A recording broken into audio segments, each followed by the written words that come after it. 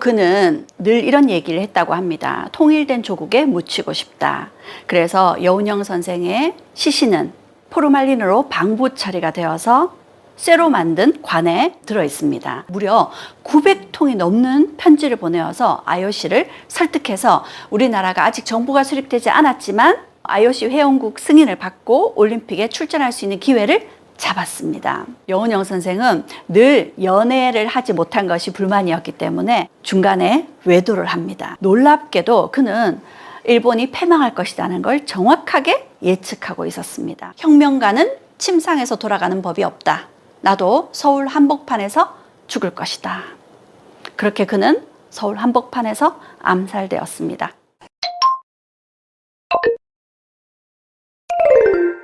안녕하세요. 강혜영의 친절한 역사 이야기 115번째입니다. 오늘 강연 제목은 분열의 시대에 통합을 외친 몽양 여운형 선생입니다.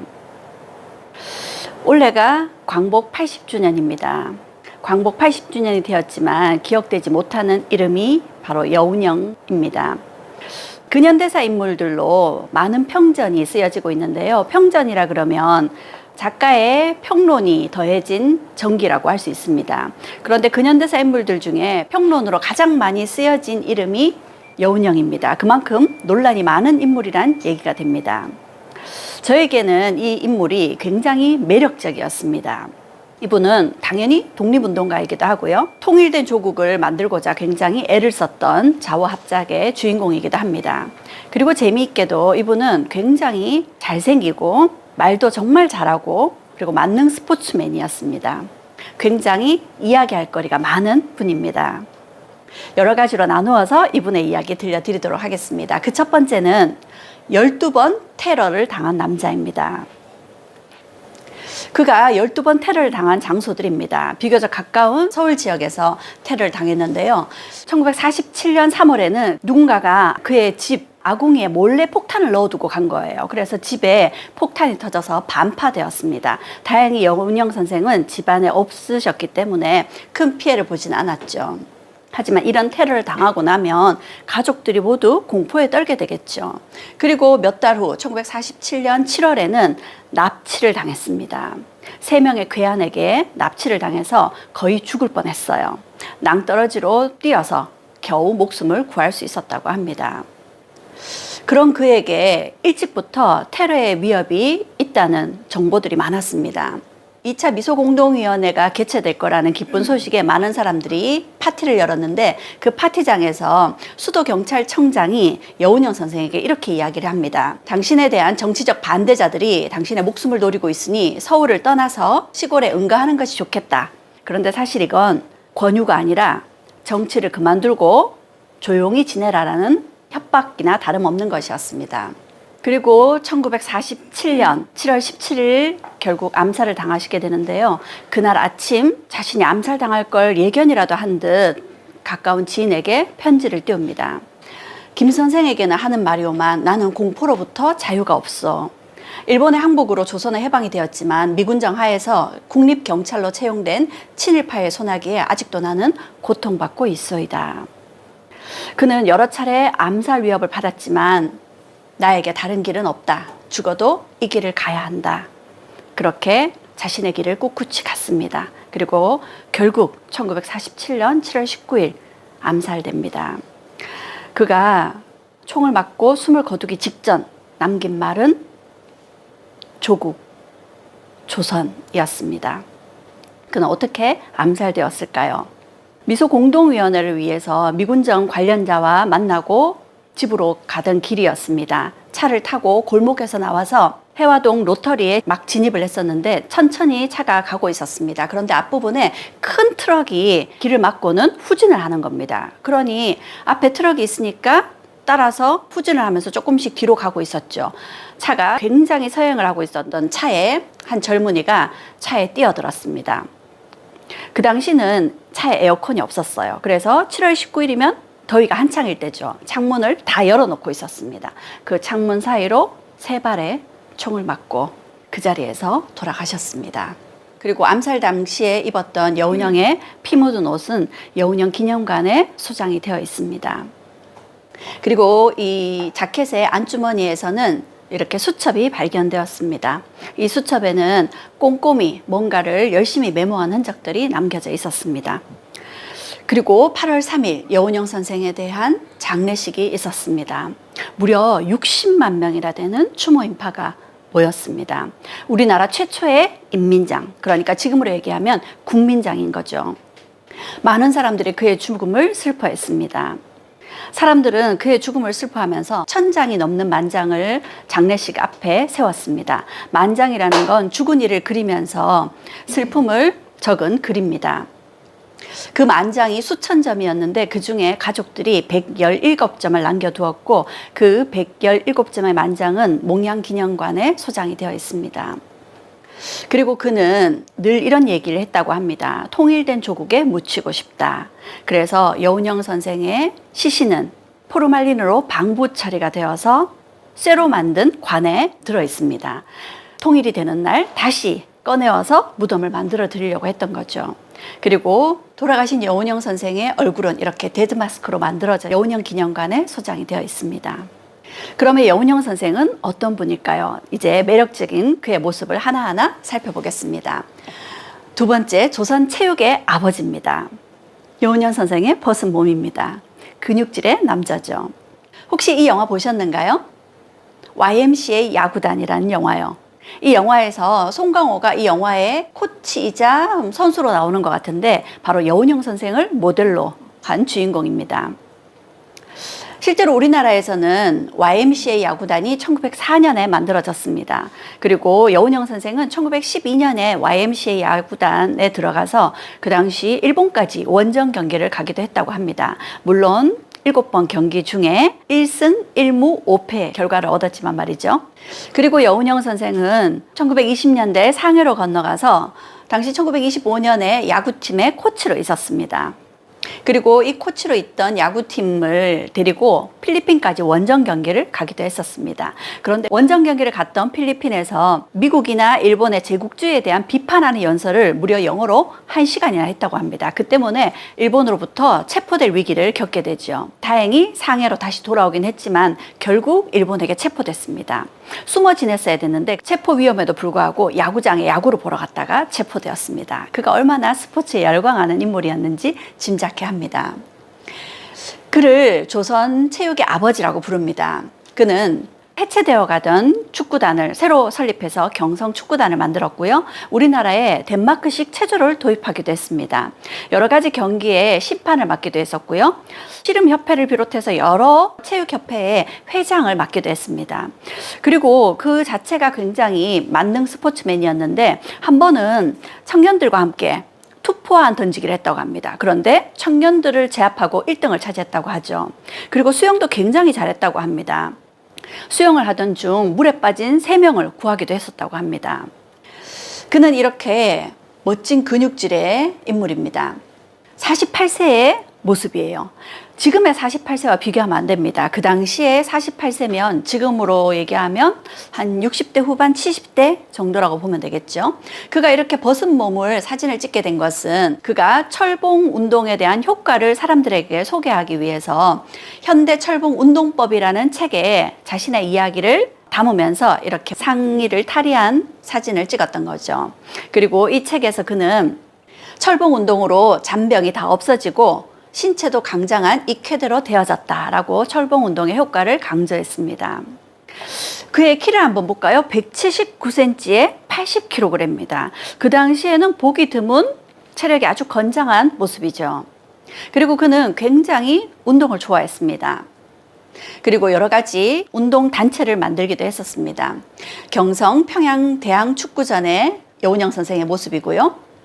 그리고 보성학교의 학생들과 함께 그 당시 서울을 방문했던 영국의 극동항대 축구팀과 친선 경기를 갖기도 했습니다.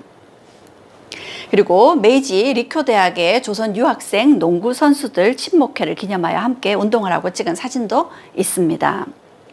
그가 이렇게 스포츠를 강조하는 데는 이유가 있었습니다. 피 흘리며 싸우고 다운데도 다시 일어나 싸우는 권투 정신은 우리 청년들이 배워야 할 훌륭한 정신이다. 비겁하지 않게 정정당당히 스포츠맨십으로 싸우라. 그리고 1936년 베를린 올림픽이 열렸습니다.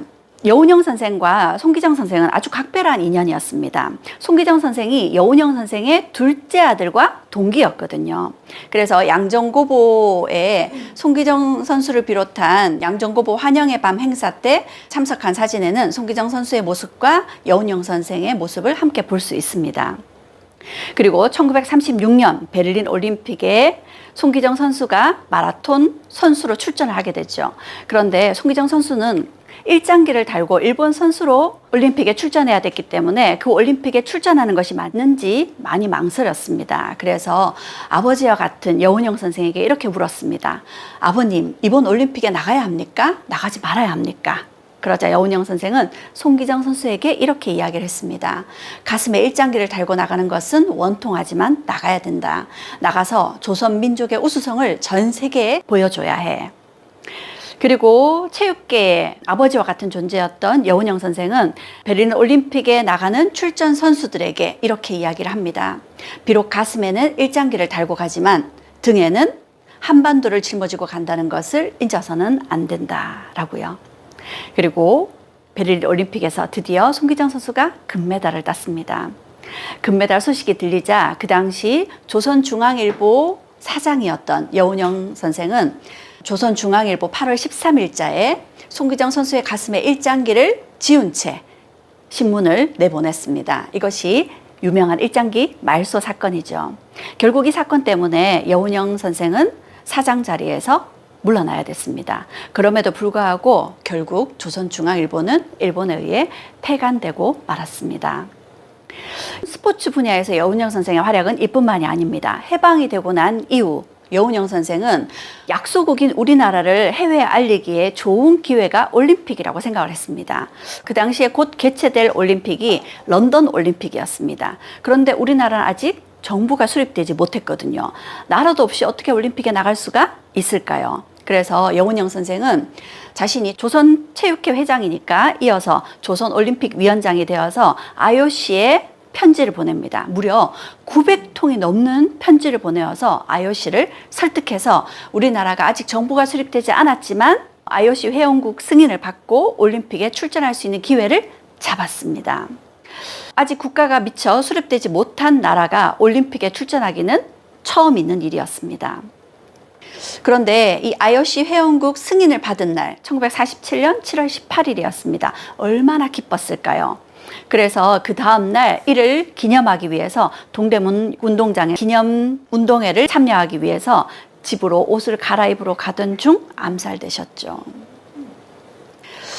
여운형 선생 덕분에 우리는 1948년 런던 올림픽에 출전을 했습니다. 우리나라 선수단의 모습이고요. 그리고 그 런던 올림픽에서 역도 동메달을 땄습니다. 뿐만 아니라 우리나라 축구팀이 예상을 뒤엎고 8강까지 진출하는 쾌거를 올렸다고 합니다. 여운형 선생은 이렇게 스포츠를 강조하면서 이렇게 이야기를 했습니다. 스포츠는 또 하나의 독립운동입니다. 담대한 웅변가의 모습입니다. 그는 말을 정말 잘했다고 합니다. 게다가 잘생기셨잖아요. 키도 크고 잘생긴 분이 거기다가 매력적인 수염을 가지고 있습니다. 카이저 수염이라고도 하죠. 이런 분이 굉장한 달변가이기도 했습니다. 그리고 말을 굉장히 재미있게 하십니다. 그가 말을 어떤 식으로 하는지 한 가지 예를 보여드리겠습니다. 그는 건강한 체격을 강조했는데 그 중에서도 곡선미가 제일 중요하다고 이야기를 합니다. 이 곡선미를 잊어버리고 돼지같이 된다거나 수수같이 가늘게 되어서야 무엇에 쓰겠느냐 하고 말했죠. 운동은 단결력을 양성해 줍니다. 우리 축구 선수들을 보세요. 내가 잘못했다. 야, 염려 마라. 내가 하마. 저편에서 잘못한 것도 내가 잘못해서 그렇게 되었다. 이렇게 실수하더라도 서로 잘못했다 하여야 이것이 진정한 운동 정신일 겁니다. 그런데 일전에 축구대회에서 야비한 행동과 언사를 보았습니다. 까라 까라 하고 외칩니다. 도대체 무엇을 까란 말입니까? 사람을 어찌 깐단 말입니까? 짐승이 아니고야 도살장인 줄 압니까? 이렇게 재치있게 재미있게 말하는 달변가였으니 많은 사람들의 박수와 환호를 받았습니다. 그러던 여운형 선생이 1919년 신한청년당이라는 걸 만들게 되죠. 우리나라 최초의 정당이었는데요.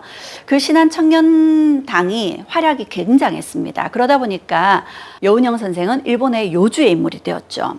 일본은 여운형 선생을 회유하기 위해서 그를 일본으로 초청을 합니다. 그리고 여운형 선생은 그 초청에 응했지요. 그러자 많은 사람들이 여운형 선생이 일본의 초청에 응했다고 여운형 선생을 비판하기도 했었습니다. 그런데 안창호 선생이 괜찮다. 여운형이라면 일본 땅 그 중심에 가서도 일본에 회유되지 않을 만한 인물이다 하고 믿어주라고 했죠. 그렇게 여운형 선생은 1919년 11월에 일본으로 갔습니다. 그리고 일본에서는 여운형 선생에게 아주 극진한 국빈 대접을 했습니다.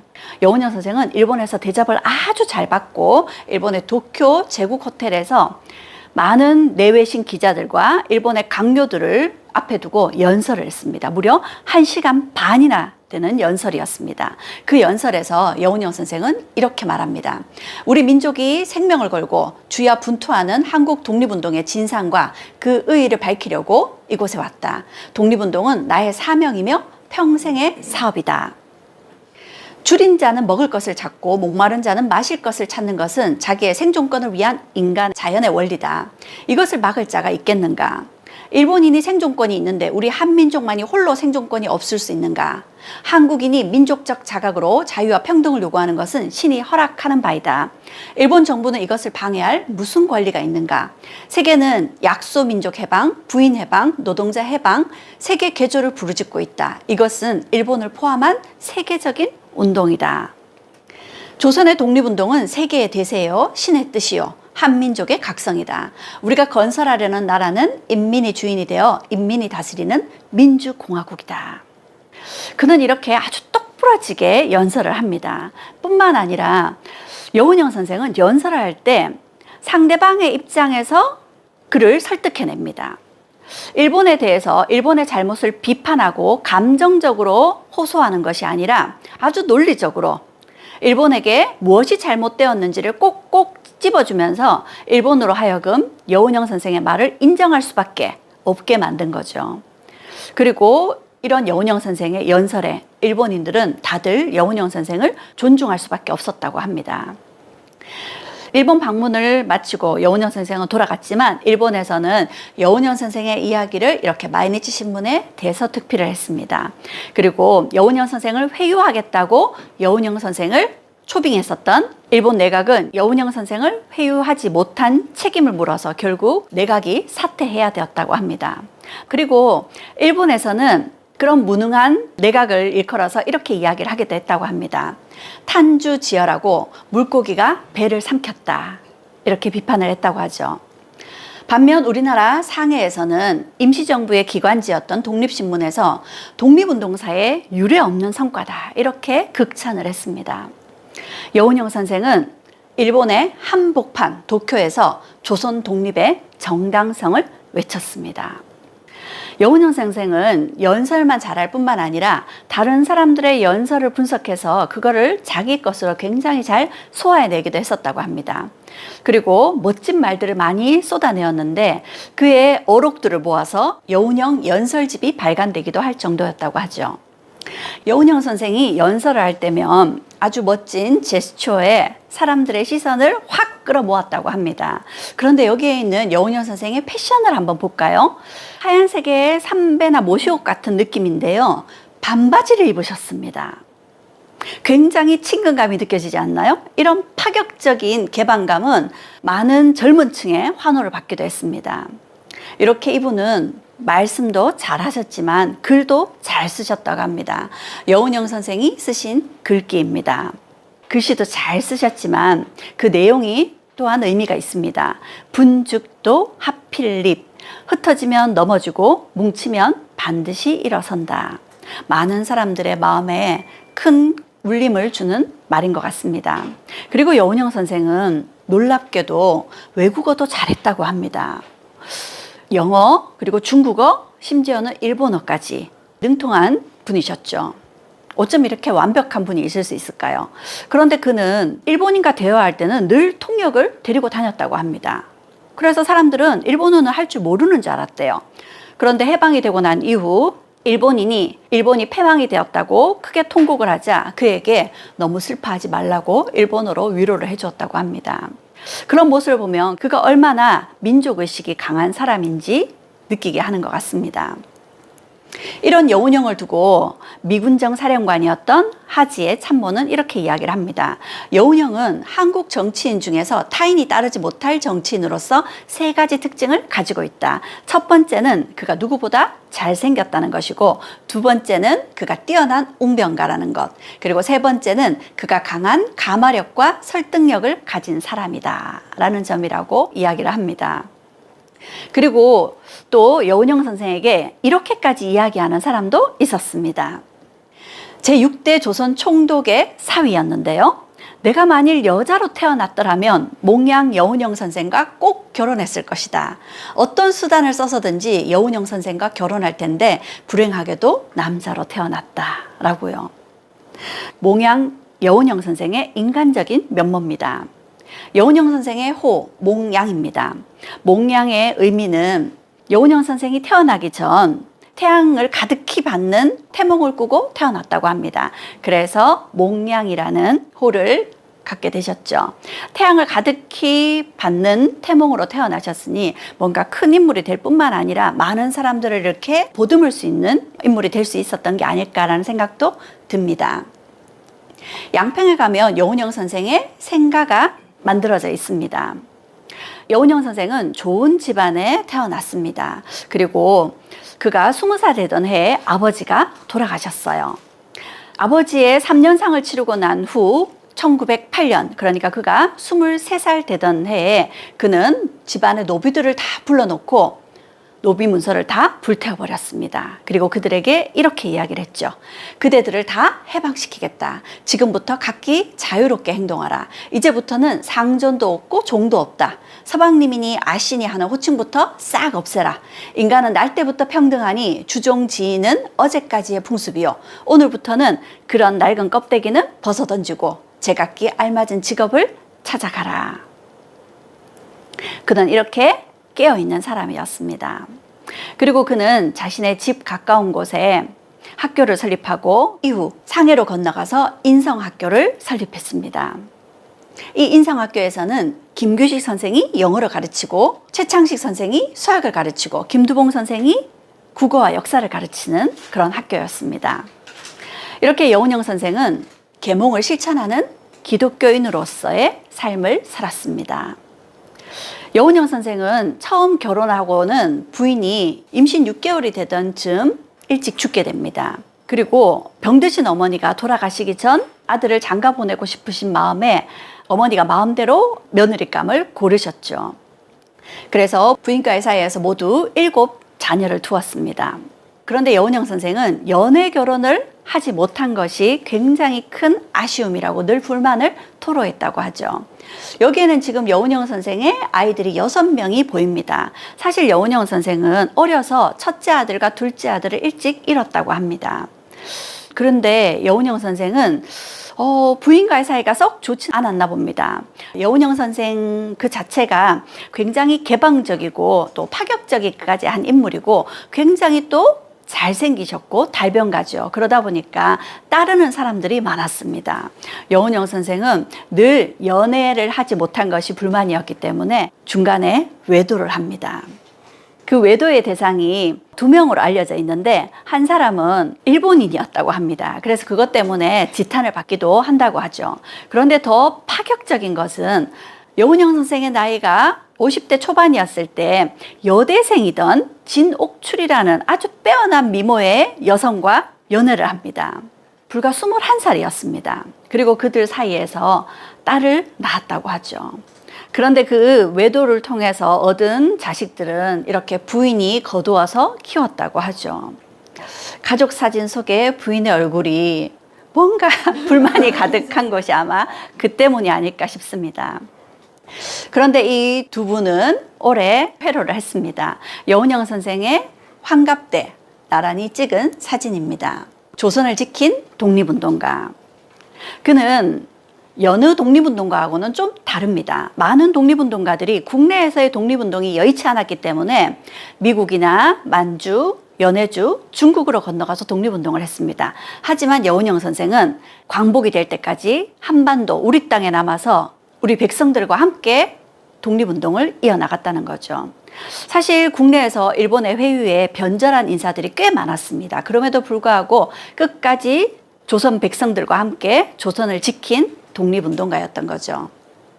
그는 우리나라 최초의 정당 신한청년당을 만들었는데요. 그게 1918년이었습니다. 그리고 그 신한청년당에서 그는 그 당시 민족 자결주의를 선포했던 윌슨 대통령과 파리 강화회의에 편지와 청원서를 보내게 됐죠. 그렇게 우리나라 독립을 호소하려고 노력을 기울였는데 그 내용이 전해지고 있습니다. 그 편지에는 우리는 끔찍한 억압적 통치 아래 놓여왔지만 세계에는 거의 잊혔고 주목받지 못했다.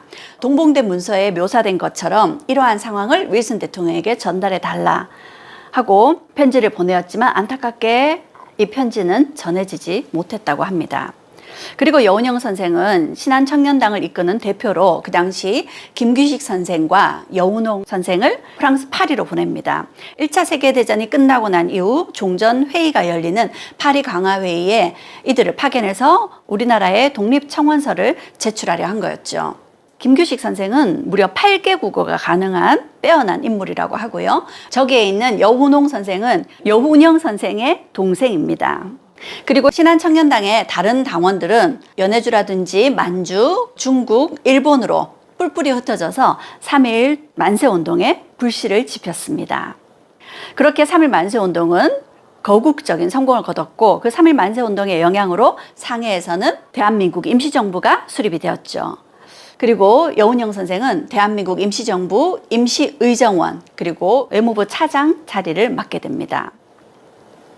하지만 몇 년 후 대한민국 임시정부는 임시정부의 방향을 놓고 많은 독립운동가들의 의견이 엇갈리기 시작했어요. 그 때문에 대한국민회의라 그래서 각지에 있는 독립운동의 대표들이 모여서 임시정부의 방향을 논의했지만 결국 의견의 일치를 보지 못하고 뿔뿔이 해산되고 말았습니다.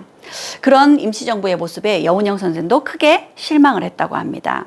그래서 여운형 선생은 그 시기 고려공산당에 입당을 했고요. 레닌과 트로츠키를 만나고 우리나라 독립운동을 지원해 줄 것을 약속받았다고 합니다.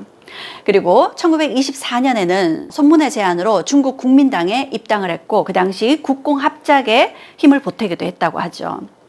그러던 그가 큰 위기를 맞은 적이 있었는데요. 상해에서 야구단 코치로 있을 때였습니다. 아까 말씀드렸다시피 그 야구단 코치로 있으면서 필리핀의 원정 경기를 갔었죠. 그런데 그 필리핀에서 미국과 일본의 제국주의를 비판하는 반일, 반제국주의 연설을 무려 영어로 1시간이나 했다고 합니다. 그 일이 굉장히 문제가 되었고 필리핀에 있던 일본 영사관에서는 그를 체포하려 했습니다. 다행히 무사히 필리핀을 빠져나와서 상해로 들어왔지만 상해에서 야구 경기를 보다가 체포되었다 그랬죠. 결국 그는 체포되어서 국내로 압송되었습니다. 그리고 서대문 형무소에 수감이 되었죠. 3년간 옥고를 치르고 1932년에 풀려나왔습니다. 그런데 1932년 그가 풀려나오고 난 이후 그가 한 일은 조선중앙일보를 창간하는 것이었습니다. 그는 조선중앙일보 사장에 취임을 했고요. 또 스포츠맨이었잖아요. 신문에 스포츠난을 처음으로 실었다고 합니다. 그러던 중 1931년에 만주사변 소식을 들었는데요. 그가 만주사변 소식을 듣고 이렇게 흥분해서 이야기했다고 합니다. 이제 일본은 틀림없이 패망하고 조선은 독립할 것이다. 일본이 중국을 도발하면 자원도 없고 인구도 없는 좁은 섬나라가 중국의 넓은 땅과 많은 인구를 상대하는 것이므로 분산된 군인들이 곳곳에서 장기전을 치르는 소모적인 전투를 하게 될 것이고 그 와중에 중국 인구 시장을 노리고 있는 서양, 특히 미국이 일본을 가만두지 않을 것이다. 놀랍게도 그는 일본이 패망할 것이라는 걸 정확하게 예측하고 있었습니다. 이렇듯 그는 판단력도 굉장히 뛰어난 분이었습니다. 그리고 그는 일본을 향해 이렇게 이야기를 했죠. 조선 사람을 죽일 수는 있지만 조선 민족을 없애지는 못한다. 조선 인민은 친일 주구 몇 놈 때문에 일시적 치욕을 당하고 있으나 우리는 영웅들을 무수히 낳고 우리 힘으로 치욕을 씻게 될 것이다. 이것은 진리다. 나의 목을 1초에 벨 수 있을 것이다. 그러나 2천만 명의 홍까지도 죽일 수는 없을 것이고 나의 마음까지 뵐 수는 없을 것이다. 그가 이런 민족의식에 찬 연설들을 내뱉으니 많은 젊은 청년들이 그를 따르고 지지할 수밖에 없었겠죠. 그의 집에는 그를 찾아오는 청년들로 넘쳐났다고 합니다. 그는 젊은 청년들에게 그리고 그 당시 억압받던 조선인들에게 이런 일본의 입장에서는 굉장히 위험한 수위의 말들을 쏟아냈습니다. 그러다 보니 그는 일본의 불령선인으로 찍히게 됩니다. 그것도 국내 불령선인 제1호였습니다. 불령선인이라는 것은 일본에 반항하거나 일본에 협조하지 않는 요주의 인물들을 불령선인이라고 합니다. 국내 불령선인 제1호라는 것은 일제가 여운형 선생에게 붙여준 자랑스런 또 다른 이름이었습니다. 여운형 선생은 죽는 것이 무서워서야 어떻게 내가 반일을 하겠는가. 이 길에서 이미 많은 조선 사람들이 생명을 바쳤거늘 앞으로도 독립이 이룩될 때까지 민족의 넋을 지켜 죽은 사람들이 끝없이 늘어갈 것이다. 1941년 일본은 또다시 여운형 선생에게 각별한 부탁을 합니다. 미국까지 참전하게 되면서 일본이 전황이 생각대로 흘러가지 않았던 거죠. 그래서 일본은 여운형 선생에게 중국과의 화해를 주선해달라고 부탁을 합니다. 이런 부탁을 할 정도면 여운형 선생이 굉장한 인물이었다라는 걸 확인하게 되죠. 그런데 여운형 선생은 그 제안을 거절합니다. 그리고 일본이 여운형 선생에게 그 부탁을 할 때 여운형 선생이 또 한 번 일본을 방문했던 적이 있었죠. 그때 여운형 선생은 고마신사를 찾아갔었는데요. 이 고마신사가 고구려가 멸망하고 난 이후 고구려 후손들이 일본으로 건너가서 지은 신사입니다. 그곳을 찾아간 여운형 선생은 이곳에 혈롱어수라는 글귀를 남겼다고 합니다. 이 혈롱어수, 피는 물보다 진하다라는 뜻입니다.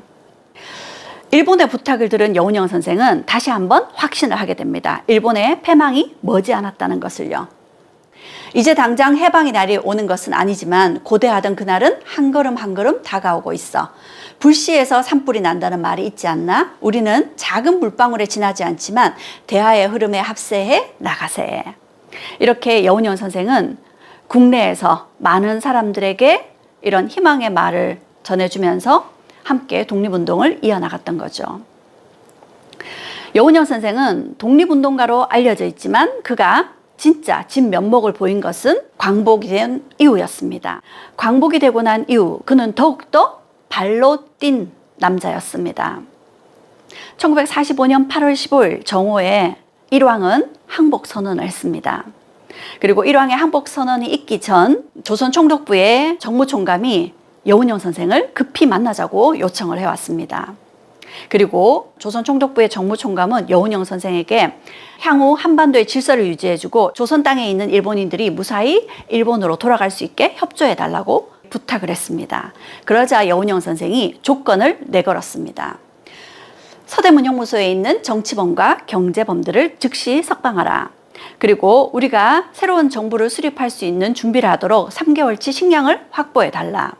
그리고 건국 준비를 위한 정치 활동을 보장해달라. 그렇게 여운형 선생은 해방이 되자마자 새로운 정부를 수립하기 위한 건국준비위원회를 발족할 수 있었습니다.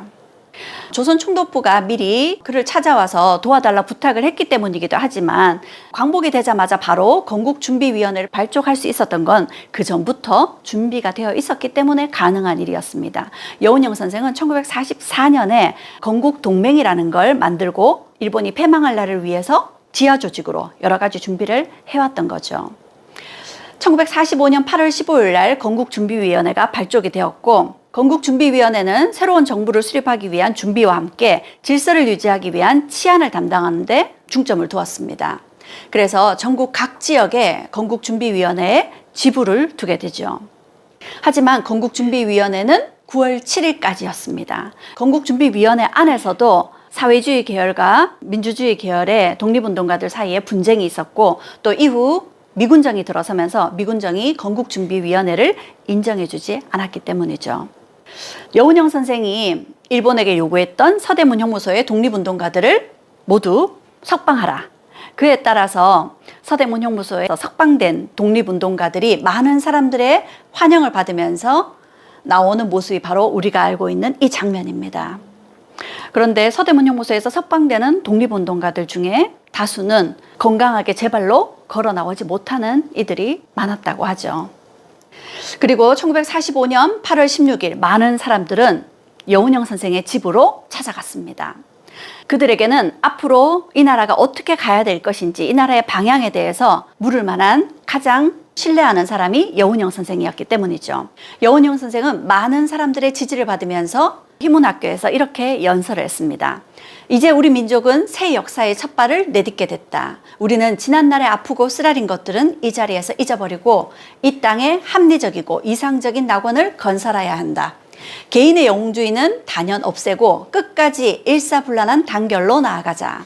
이제 곧 여러 곳으로부터 훌륭한 지도자가 들어오게 될 터이니 그들이 올 때까지 우리들은 적으나마 서로 협력하지 않으면 안 될 것이다.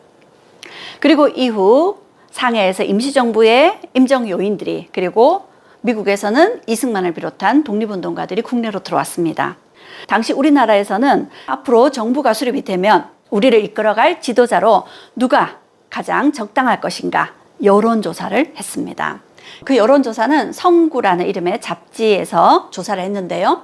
1945년 12월에 조사였습니다. 놀랍게도 가장 역량이 뛰어나고 양심적인 정치인으로 1등을 차지한 인물이 여운형이었습니다. 그것도 33%의 아주 놀라운 지지를 받았죠. 그가 김구 선생이나 이승만 전 대통령보다 훨씬 더 많은 지지를 받을 수 있었던 데에는 끝까지 민중들 옆에서 독립운동을 했기 때문이었겠죠. 1945년 12월에 여운형 선생은 이렇게 연설했습니다. 인민은 어느 나라든지 자기 정부를 선택할 권리가 있다. 하지만 현재 우리 국론은 조선인민공화국과 대한민국 임시정부를 에워싸고 서로 일방을 지지하고 일방을 반대하여 분열되어 있으니 이 문제를 해결하는 방법은 오직 전국의 민의를 물어보는 것. 선거가 가장 정당하고 그 외의 방법은 없다. 이렇게 주장을 했습니다. 그리고 그 당시 국제적인 분위기에 따라서 모스크바 3국 외상회의에서는 우리나라 정부 수립 문제를 논의하고 있었습니다. 모스크바 3국 외상회의는 1945년 12월 16일부터 12월 26일까지 진행이 되었습니다. 그리고 의견의 일치를 본 그 결과를 12월 27일 날 발표했습니다. 그러자 12월 27일 날 우리나라에서는 동아일보에 모스크바 3국 외상회의의 결과가 기사로 실렸습니다. 그런데 이 신문 기사는 세계 10대 오보 사건 중에 하나가 되었습니다. 동아일보의 이 오보 사건이 결국 우리나라의 통일 정부를 수립하는 데 큰 걸림돌이 되고 말았습니다. 동아일보에서는 모스크바 3국 외상회의에서 5년 동안 신탁 통치가 의결되었다. 그리고 미국은 즉시 독립을 주장했는데 소련은 신탁 통치를 주장했다. 이렇게 기사를 실었던 겁니다. 그런데 이거는 완전 엉터리였습니다. 실제는 소련이 즉시 독립을 주장했고 미국이 오히려 신탁 통치를 주장했다는 거였죠. 미국은 5년 아니 10년까지 신탁 통치를 하면 좋겠다 이렇게 주장하기도 했었다고 합니다. 그렇다면 왜 이렇게 잘못된 기사가 났던 걸까요? 지금까지도 이 잘못된 기사가 무엇에부터 비롯되었는지 정확한 근거는 찾지 못하고 있습니다. 단지 메가더가 있던 일본에서 발행되는 미국 신문에 이와 같은 내용의 기사가 12월 27일 날 함께 실렸다는 것에서 그걸 토대로 이 기사가 난 것이 아닌가 그렇게 추측할 뿐입니다. 그런데 이 기사가 난 데는 여러 가지 의문점이 있습니다. 그 당시 모스크바 3국 외상회의가 12월 26일 날 의견의 일치를 받고 12월 27일 날 정오에 발표를 했습니다. 모스크바의 정오면 우리나라면 12월 27일 밤이 되거든요. 그렇다는 건 동아일보의 오보는 모스크바 3국 외상회의 발표가 있기도 전에 기사가 먼저 난 겁니다. 그리고 나중에 모스크바 3국 외상회의에서 나온 결과를 3일 후에 미군정에 전달이 되었습니다. 그 내용을 살펴보면 첫째, 조선민주주의 임시정부를 수립할 것. 둘째, 이를 위해서 미소공동위원회를 개최할 것. 세 번째, 신탁통치 협약을 작성해서 조선민주주의 임시정부가 수립되는 데 도움을 주고 경제적인 지원을 협의할 것. 이런 내용들이 적혀 있었던 거죠. 사실 이 협의 내용에서 가장 중요한 건 우리가 정부를 수립하기 위한 임시정부를 수립한다는 것이었습니다. 그런데 신탁통치가 먼저 사람들의 마음을 상하게 했던 거죠.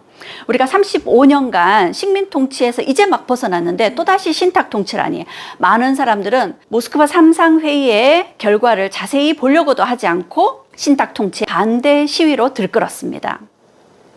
그리고 뒤늦게 소련이 동아일보의 오보를 정정하려고 애를 썼지만 당시 우리나라에 문맹인 사람들이 많았기 때문에 모스크바 3상회의의 의결 내용을 자세히 이해할 수도 없었고 자세히 보려고도 하지 않았던 거죠. 전국은 신탁통치 반대 시위로 들끓었습니다. 그런데 박헌영을 비롯한 좌익 인사들 몇몇이 소련의 이야기를 듣고 모스크바 3상회의는 임시정부를 수립하기 위해서 도와주기 위한 내용이다 라는 설득을 받고 모스크바 3상 결정을 지지하는 걸로 입장을 바꾸게 됩니다. 그러면서 당시 신탁통치 반대 시위와 모스크바 3상 결정 지지 시위가 크게 충돌하게 됩니다. 이런 과정에서 그 당시에 민족 지도자들 사이에서도 반탁과 찬탁으로 나뉘게 되죠. 이승만 전 대통령과 김구 선생이 반탁을 주장했고요. 박헌영은 찬탁을 주장했습니다. 이후 김구지 선생은 이렇다 할 입장을 취하지 않았고, 여운형 선생은 우리 임시정부 수립을 위해서는 찬탁이 필요하다 이런 입장을 내세우게 되죠. 이 문제로 국내는 더욱더 들끓게 되었고, 그 와중에 친일 인사들은 더 소리 높여 반탁을 외치면서 민족주의자인 양, 애국주의자인 양, 반공주의자인 양 자신의 모습을 바꾸게 되죠. 여운형 선생은 이렇게 대립하고 분열하는 사람들에게 이렇게 이야기를 합니다. 독립을 완성하려면 땅의 남북과 사상의 좌우를 가릴 필요가 어디 있는가? 과거의 지하운동 시대를 생각해보라. 어두컴컴한 감방에서 더듬더듬 걷다가 탁 부딪힌 후에 너는 누구냐? 라고 묻고 보면 나는 공산주의자다. 나는 민주주의자다. 이렇게 말하며 껴안고 어쩔 줄 모르던 혁명투사들 간에는 민주주의자도 공산주의자도 없었던 것이 아닌가. 여운형 선생은 우리나라 임시정부 수립을 위해서는 미소공동위원회가 개최되어야 됐기에 미소공동위원회를 지지합니다. 우리가 미소공동위원회를 환영하는 것은 배회적인 노예 근성에서가 아니고 우리 문화민족이 연합국가 어깨를 같이 하려는 국제적 협조 정신에서 나온 것이다. 우리가 덕수궁 석조전에 전하여 둘 말은 우리의 옷은 우리 몸에 맞도록 하여야겠다는 것이다. 그리고 여러분에게 말하고 싶은 것은 독립도 모든 곤란도 우리 정부가 수립되는 데서 해결된다는 것입니다. 그렇게 우리 임시정부 수립을 위한 1차 미소공동위원회가 열렸습니다. 이 미소공동위원회에서 우리 임시정부를 어떻게 수립할 것인지 논의하게 되었는데, 이 미소공동위원회에서 소련이 반탁을 주장하는 정당들은 참여를 반대하는 입장을 취하게 되면서 미소공동위원회의 협의가 제대로 이루어지지 못했습니다. 결국 미소공동위원회는 5월 6일 날 휴회를 결정하게 되죠. 공동위원회 해체가 아니라 휴회였습니다. 그런데 그 다음 달인 6월에 지방을 순회하면서 유세를 하던 이승만이 정읍에 가서 이런 발언을 했습니다. 이제 우리는 무기 휴회된 공의가 재개될 기색도 보이지 않으며 통일 정부를 고대하지만 여의치 않으니 우리는 남방만이라도 임시정부 혹은 위원회 같은 것을 조직하여 38선 이북에서 소련이 철퇴하도록 세계 공론에 호소해야 될 것입니다. 그 당시 찬탁과 반탁으로 부딪히게 되면서 통일 정부를 수립하는 것이 어렵게 되지 않을까 많은 사람들이 불안해했습니다. 하지만 그 누구도 분단을 입에 올리지는 않았는데 그 분단을 가장 먼저 입에 올린 이가 이승만이었죠. 이런 정읍 발언에 중도적인 좌파와 중도적인 우파였던 김규식과 여운형 선생을 중심으로 좌우합작위원회가 꾸려졌습니다. 어떻게든 좌우가 의견을 모아서 통일정부를 수립하기 위한 노력이었죠. 이 좌우합작위원회에서는 좌우합작 7원칙에 합의하면서 통일정부 수립을 위해 노력했습니다. 그리고 그 당시 통일정부를 수립하기 위해서는 북한에 있는 지도자, 특히 김일성을 설득해야 됐었습니다. 그래서 여운형 선생은 북한으로도 넘어갑니다. 그 당시 38선을 넘어가는 것은 쉬운 일은 아니었습니다. 여운형 선생은 자신의 트레이드 마커인 수염을 깎고 농민의 옷으로 입고 이렇게 변복을 하고 위험한 38선을 넘어갔습니다. 그가 여러 차례 북한을 오갔는데 그때마다 여운형 선생의 방북을 반대하는 미군정을 향해서 여운형 선생은 이렇게 이야기했습니다. 내 집안에서 내가 윗방으로 가든 아랫방으로 가든 객이 웬 상관이냐. 그러면서 그는 위험을 무릅쓰고 북한을 갔고 김일성을 만나서 이런 요구를 했습니다. 북한에 유폐되어 있던 조만식 선생을 석방해달라. 그리고 북한은 그 당시 벌써 토지개혁을 하고 있었는데요. 그 토지개혁을 중단하라. 그리고 통일 방안을 위해 함께 의논하자고 그를 설득했습니다. 그러던 중 국내에서는 남쪽에서도 사회주의 계열의 사람들의 폭동이 있고 사회주의 계열과 민주주의 계열의 사람들의 시위가 충돌하기도 했었습니다. 그 때문에 많은 사상자를 낳기도 했죠. 그러다 보니까 미군정이 사회주의 계열의 사람들을 바라보는 시선이 점점 나빠져 갔던 거죠. 반면 국제사회에서도 냉전을 공식화하는 트루먼 독트린이 발표되었습니다. 1947년 3월이었습니다. 공산주의 세력의 확대를 막기 위해서 여러 나라에 대해 군사나 경제적 원조를 제공하겠다라는 트루먼 독트린이 발표되면서 소련과 미국은 돌아올 수 없는 강을 건너게 되었죠. 이후 1947년에 다시 한번 2차 미소공동위원회 개최를 발표하게 됩니다. 2차 미소공동위원회에 기대를 걸면서 축하 파티를 하는 모습인데요. 냉전이 시작된 마당에 소련과 미국이 의견의 일치를 보기는 쉽지 않았습니다. 결국 2차 미소공동위원회는 결렬이 되어버렸고 여운형 선생마저도 1947년 7월 19일 날 암살되면서 좌우합작위원회도 실패로 끝나고 말았습니다. 여운형 선생은 누구보다 발벗고 뛰어다녔습니다. 여운형 선생의 그 당시 마음이 어떠했는지를 잘 보여주는 글귀가 있습니다. 과거 필리핀에 갈 때 여객선 항해실에 들어가서 나침반을 자세히 구경한 일이 있어. 파도가 심한 밤이었는데 나침반을 보니 북쪽을 가리키고 있어야 될 바늘이 쉴 새 없이 움직이더란 말이요. 그때 내가 크게 깨달은 것이 하나 있어. 정작 움직인 것은 나침반이 아니라 파도에 흔들리는 배였어. 배가 흔들리니까 북쪽을 고수하기 위해서 나침반이 쉴 새 없이 움직이더군. 나를 잘 모르는 사람들은 나더러 변덕이 죽을 듯 하느냐고 손가락질을 하지만 만일 배가 요동하는데 나침반이 계속 한 곳에 멈춰 있다면 그 바늘은 어디를 가리키는지 알 수 없게 되고 말죠. 지금 파도처럼 급변하는 정세 속에서 오히려 나는 내 노선을 일관되게 고수하기 위해 계속 움직이고 있는 것이요. 바로 이러한 이치로 내가 좌우합작을 지지하는 것이요. 그는 국내 정세가 변화하는 데 따라서 그리고 국제 정세의 변화에 따라서 통일 정부를 수립하기 위해서 누구보다 발벗고 뛰고 애쓰고 있었던 겁니다. 그렇게 그는 파도에 흔들리는 배에서 쉴 새 없이 움직였던 나침반이었습니다.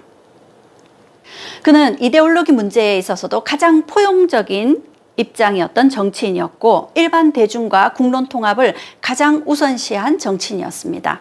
하지만 신탁통치 오보 사건 이후 좌우의 대립은 격렬해지고 중도 세력의 입지는 점점 좁아져 갔습니다.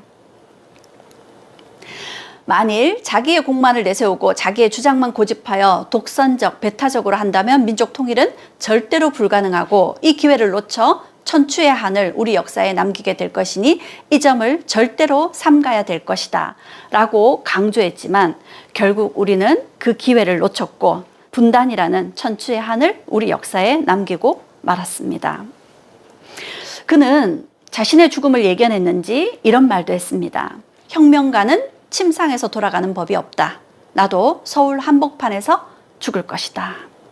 그렇게 그는 서울 한복판에서 암살되었습니다. 도대체 누가 여운형 선생을 죽였을까요?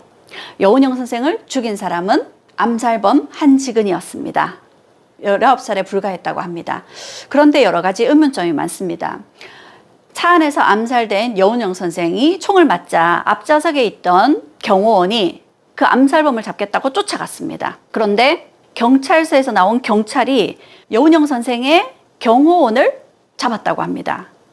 그 경찰은 여운형 선생의 경호원이 암살범인지 알고 오인을 하고 잡았다고 하지만 그러기에는 여러 가지 의문점이 많습니다. 왜냐하면 그날 왜 하필 트럭이 여운형 선생의 차 앞을 바로 가로막았는지 그리고 경찰은 왜 여운형 선생의 경호원을 잡았는지 그 때문에 여운형 선생의 경호원은 암살범을 놓쳤습니다. 훗날 암살범 한지근을 체포하긴 했지만 그가 정확하게 암살범이 맞는지도 알 수 없다고 하죠. 한지근이라 이름도 실제 이름이 아니고 19살이라는 나이도 실제 나이가 아니라는 얘기도 있습니다. 암살범을 취조했지만 그 뒤에 배우가 있는지도 제대로 조사가 되지 않았고, 그 당시 경찰청에서는 조사를 했지만 경찰청 윗선에서 이 조사에 대해서 별로 달가워하지 않아서 조사는 빨리 종결되고 말았다고 합니다. 그리고 암살범이었던 한지근은 무기징역에 처해졌지만 복역 중에 한국전쟁이 발발하던 때 생사가 불명해졌다고 합니다.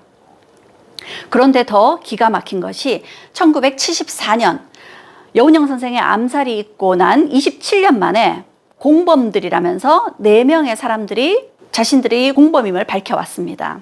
하지만 이때는 이미 15년의 공소시효를 넘긴 이후였죠. 그리고 이들 4명을 조사했지만 결국 이들의 뒤에 또 다른 배우는 없다고 결론 지어졌습니다. 그런데 의문점은 여기서 끝나는 것이 아닙니다. 여운형 선생이 암살되기 1년 전 1946년 7월 17일 날 여운형 선생이 3명의 괴한에게 납치되었던 적이 있었습니다. 그때 납치범이 여운형 선생을 납치했다는 내용들을 편지로 적어서 그 당시에 대동신문이라는 신문에 전달하라고 했다고 하죠.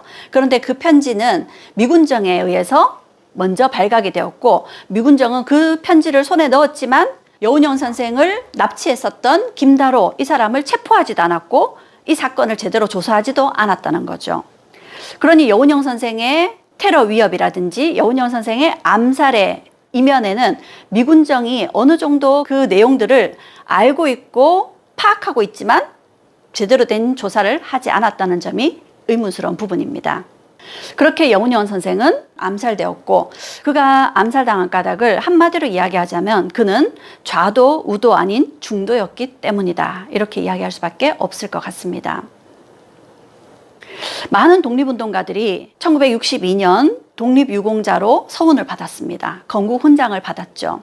하지만 여운형 선생에게는 건국훈장이 2005년에서야 수여되었습니다. 그리고 그의 업적을 제대로 평가하자면 건국훈장 대통령장이 아니라 대한민국장을 수여해야 된다 해서 가장 높은 건국훈장을 2008년에 다시 수여받았습니다. 여운형 선생에 대한 평가가 상당히 늦게서야 이루어진 거죠. 여운형 선생은 이렇게 이야기를 합니다. 사람들이 나를 뭐라고 평가하든 거기에 대해 기뻐하거나 노여워할 필요가 없다. 내가 정당한 사람이면 사람들이 나를 악평해도 내가 정당할 것이요. 내가 정당치 못한 사람이면 사람들이 나를 훌륭한 사람이라고 찬양할지라도 사실은 내가 훌륭한 사람이 아닌 것이다. 내 사람 됨됨이에 대해 참으로 알고자 한다면 나를 평하는 그 사람의 사람됨을 먼저 살펴보도록 하라. 나 자신의 정당성 여부가 문제이지 참새떼들의 입방아는 그리 신경 쓸 필요가 없다는 뜻이다. 그렇게 여운형 선생은 자신이 뜻하는 바대로 자신의 길을 가셨던 거죠. 여운형 선생의 이 말씀이 참 와닿았습니다. 분열에 있는 것은 소위 지도자뿐이요, 민중은 통일되어 있습니다. 주인은 민중인데 주인의 심부름꾼인 지도자들이 주인의 의사를 무시하고 분열만 일삼으면 주인이 쫓아낼 수밖에 없습니다. 지금의 시끄러운 우리 정치를 두고 하는 말인 듯 합니다. 이 말을 되새기면서 이런 생각을 해봤습니다. 정치인은 국민의 의견을 듣고 국민의 목소리를 대변해야 하는 것입니다. 그러기 위해서 정치인은 누구와도 만날 수 있고 누구와도 대화할 수 있어야 하지 않을까요? 몽양 여운형 선생의 삶을 통해서 우리 역시도 어떤 누구와도 마음을 열고 대화할 수 있는 사람이 되었으면 합니다.